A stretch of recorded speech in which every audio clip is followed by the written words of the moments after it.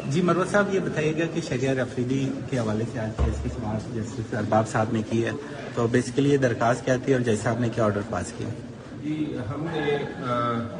شہریار افریدی کی 3 امتیوں کے تحت جو اس کی ڈیٹینشن ہے اس کو ریٹ پٹیشن میں چیلنج کیا ہے۔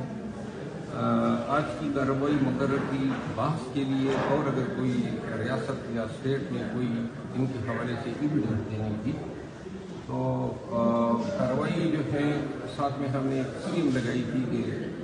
جب سے شہریار افریدی گرفتار ہوا ہے تو یہ کام جو ہے وفاقی اور صوبائی حکومت کے پریشر کے تحت ہم ان کے اہل خانہ کو، ان کے بچوں کو، مائنر بچے خصوصاً کی چھوٹی بیٹی ہے جس کو بار بار جو ہے شاٹس پڑ رہے ہیں اور اس کی حالت بڑی دیر ہے، تو وہ ہم نے جیل بھی لے گئی تھی کہ ان کی ملاقات کرا دیں، لیکن انہوں نے کوئی بچوں کے ترس نہیں کیا۔ اسی طرح ہم ان کے وکلاء بھی ان سے نہیں ملے ہیں، کچھ دوائیاں جو ہیں ان کو دینی تھی وہ بھی یہ رقم نہیں پہنچا رہے ہیں۔ تو ان تمام معاملات کے حوالے سے ہم نے کہا کہ جب تک مقدمہ فیصلہ نہیں ہوتا ہے یہ جو بنیادی حقوق ہے اور جو high court rule and order جو کہ اسلام آباد ہائی کورٹ نے اڈاپٹ کیے ہوئے ہیں ان کے تحت بھی پروویژن ہے، اسی ہائی کورٹ کی بہت سارے فیصلے بھی ہیں۔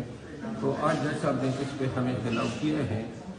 کہ بچے اور جو اس کے فیملی ممبرس ہیں۔ یہاں پہ ایک چیز میں بتا دوں جو میں آج صبح کورٹ کے نوٹس میں لایا تھا کہ شہریار افریدی کے خاندان کو یہ دھمکیاں دی جا رہی ہے کہ اگر انہوں نے ان کو رہا کر دیا جائے گا لیکن وہ پریس کانفرنس کریں گے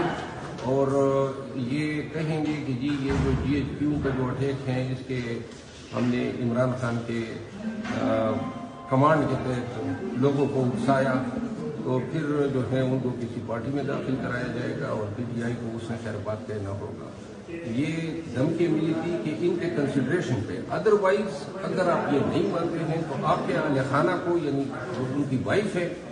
اور ان کے جو بھائی اور عزیز ہیں ان سب کو GHQ کے کیس میں ملوث کر کے ملٹری عدالتوں میں بھیجا جائے گا۔ یہ چیز جو ہے